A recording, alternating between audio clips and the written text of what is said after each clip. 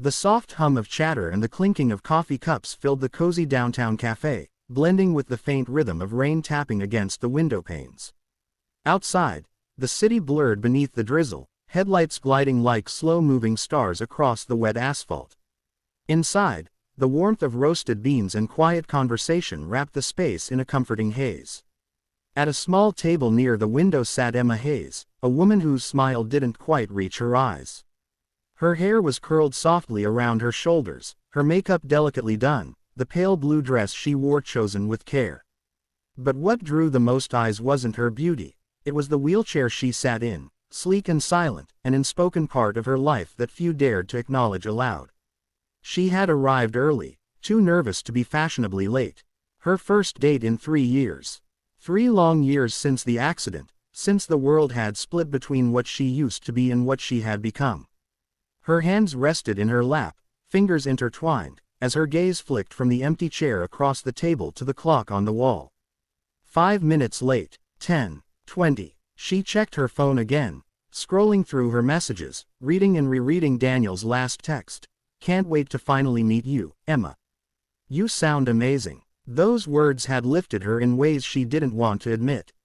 She had believed, for a brief, fragile moment, that maybe someone could look past the metal and the wheels, past the scars hidden beneath her dress, and see her, the woman who still dreamed, laughed, loved.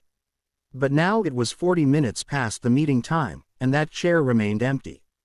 Her latte had gone cold. Her smile had faded. The sound of laughter from another table stung more than it should have. When her phone finally buzzed, her heart leapt before her mind could stop it. She fumbled to unlock the screen, her pulse quickening, only to feel her breath catch as she read his message. "Sorry, can't make it. Didn't realize about the chair. You seem nice, though." Just like that, everything inside her seemed to sink. Her stomach twisted, and she stared at those words until they blurred. She typed nothing in response. There was nothing to say. The room suddenly felt too bright, the air too loud. People moved around her, couples laughing, friends chatting, the barista calling out names. But she sat still, trapped in a moment that burned. She forced a small smile at the waitress who passed by and said gently, "Would you like me to warm that up for you, dear?" "No, thank you," Emma replied, her voice calm, betraying nothing of the storm beneath. The waitress nodded and left her alone again. Emma turned toward the window, watching the rain as if it could wash the ache away. For a moment, she imagined herself standing out there, just walking, feeling the rain on her skin, her legs carrying her wherever she wanted to go. But that life was gone, taken in a single instant on a road slick with rain and flashing lights. The bell above the cafe door chimed, and she barely looked up, just another customer. But the sound of a little girl's laughter made her glance over. A man stepped in, shaking off his umbrella, followed by a tiny girl in a yellow raincoat clutching a pink teddy bear. The man looked effortlessly composed, his black suit sharp against the soft cafe lighting, his dark hair damp at the edges. His face carried that kind of quiet strength that made people look twice without knowing why. The little girl, though, was all sunshine and motion. She tugged at his sleeve, her wide brown eyes scanning the room before landing on Emma. "Daddy," she said, her small voice carrying through the cafe, "that lady's crying." Emma froze, instantly bringing her hand to her cheek, mortified to feel a tear she hadn't even noticed. The man followed his daughter's gaze, his eyes meeting Emma's. For a second, something flickered there, recognition, understanding, and a gentleness that surprised her. He hesitated, then guided the little girl toward her table. "I'm sorry," he said, his voice deep and calm, the kind that felt like warmth on a cold night. "My daughter has a habit of noticing things adults pretend not to." Emma shook her head quickly, embarrassed but smiling despite herself. "It's fine," she murmured. "I wasn't really crying." The little girl interrupted brightly, sliding into the empty chair across from her as if invited. "It's okay if you were. My daddy says sometimes people cry when their hearts are too full." The man chuckled softly, half apologetic, but Emma found herself laughing too. "She's very wise," she said. "What's your name?" "Lily," the girl replied proudly. "What's yours?" "Emma." "That's pretty," Lily said, grinning. Then she turned to her father. Can we sit with her? She looks lonely. Emma opened her mouth to protest, but the man smiled slightly, looking at her with a question in his eyes. If you don't mind, he said gently. She didn't. Not at all. So they stayed. The little girl ordered hot chocolate with extra marshmallows, and her father, Adrian, he introduced himself, ordered coffee. Conversation started awkwardly at first, but soon flowed easily, naturally. Adrian was a CEO, visiting from out of town, running a company that developed communication apps. He spoke with humility, avoiding the air of arrogance she'd come to expect from powerful men. He told her about Lily, about how his wife had passed away 2 years ago, about how being both father and mother wasn't easy, but Lily made it worth it. In return, Emma shared small pieces of her own story, her love for art, how she worked remotely as a designer, how she found beauty in small things. Adrian listened, truly listened, his attention steady and kind. You have a way of finding light, he said at one point. Even when things seem dark. Maybe, she said softly. But sometimes the light feels far away. Then maybe someone just needs to hold the flashlight for you. The way he said it, simple, sincere, stirred something inside her. For the first time in a long while, she didn't feel invisible. Time slipped by unnoticed. The rain softened outside, the cafe emptied, and laughter filled their little corner like music. By the time they realized how late it was, even the barista was wiping down tables. Adrian checked his watch and smiled.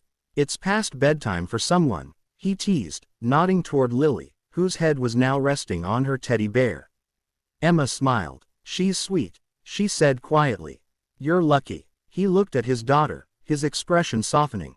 I know, he murmured. She saved me after everything. Then he looked at Emma again. Would you like a ride home? She shook her head quickly. No, thank you, I'm fine. I live nearby. He hesitated, his brows furrowing. I can't let you roll home alone in this weather, he said gently. Before she could argue, Lily hopped down, wide awake again, and grabbed Emma's hand. We'll walk you, she declared. Emma laughed despite herself. You're very persuasive, you know that. She gets that from her dad, Adrian said with a grin. Together, they stepped outside. The rain had thinned to a mist, the streetlights casting halos around them. Lily skipped ahead, her laughter echoing softly against the wet pavement. Adrian walked beside Emma, holding the umbrella above her.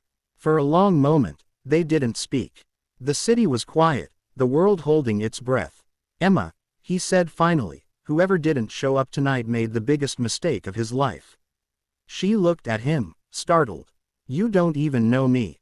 Maybe not, he said, his eyes steady on hers. But I know strength when I see it. She felt her heart catch in her chest, words lost somewhere between disbelief and hope. Thank you, she whispered. For staying. Maybe I was meant to, he replied. When they reached her building, Lily hugged her goodbye, insisting they meet again. We owe you pancakes, the girl said cheerfully. Adrian smiled, handing Emma his card. My number's there, in case you ever need pancakes, he said, and his smile was the kind that stayed with you long after. She laughed, promising she'd call, though she doubted she would. But when she got inside, she found herself staring at his card far longer than she intended. The next morning, sunlight streamed through her window. Her phone buzzed. A message. Good morning, Emma. Lily insists we owe you pancakes. Are you free today? She stared at it, smiling before she could stop herself. She typed back. Sure. But only if I can help cook. An hour later, Adrian and Lily stood at her door. Lily held a small bouquet of daisies, and Adrian carried groceries. For you, Lily said, handing her the flowers. Daddy says flowers make people smile. Emma took them, her throat tight. He's right, she whispered. They spent the morning cooking together in her small kitchen. Adrian handled the stove while Emma directed from her wheelchair, and Lily stirred the batter with intense concentration, splattering flour everywhere. Laughter filled the air, mixing with the sweet scent of pancakes and syrup. It felt like something out of a dream, simple, real, human. You two are chaos, Emma teased, laughing as Adrian tried to wipe flour from his face.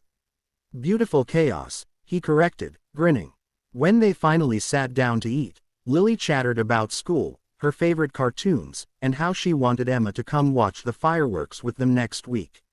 Adrian listened, occasionally glancing at Emma, his expression soft and unreadable. Over the next few weeks, their paths intertwined naturally. Coffee at the same cafe became a routine. Lily would run to Emma with open arms, and Adrian, always polite, always attentive, seemed to find excuses to stay longer each time. Slowly, walls that Emma had built around her heart began to crumble. He never looked at her chair with pity. He looked at her. They shared stories, laughter, even quiet silences that didn't feel awkward. One evening, as the city painted itself in sunset gold, Adrian invited her back to that same cafe. Lily was with her babysitter. It was just them. The familiar scent of coffee and rain filled the air. They sat by the same window where she'd once waited alone. "Do you know why I came in that night?" Adrian asked. Lily said she wanted to help someone lonely. "I didn't think she'd end up helping me too." Emma smiled softly, her eyes misting. "Maybe we were both a little lonely." "Maybe," he said, reaching across the table to take her hand. "But not anymore." She met his gaze, and in that moment, the room seemed to fade around them. The hum of voices, the clatter of cups, everything falling away until it was just them and the rain beyond the glass. "Emma," he whispered, "you make me want to stop surviving and start living again." Tears welled in her eyes, not from pain, but from something deeper, healing. Outside, rain began to fall again, soft and steady. Once, it had symbolized endings for her. Now, it felt like renewal. She looked at Adrian, at the man who saw her not as broken, but as whole. At the little girl who had brought them together by simply seeing what others overlooked. The world was still imperfect, her life still full of challenges, but for the first time in years, she didn't feel trapped in her chair. She felt free. The same window where she once waited in heartbreak now reflected something new.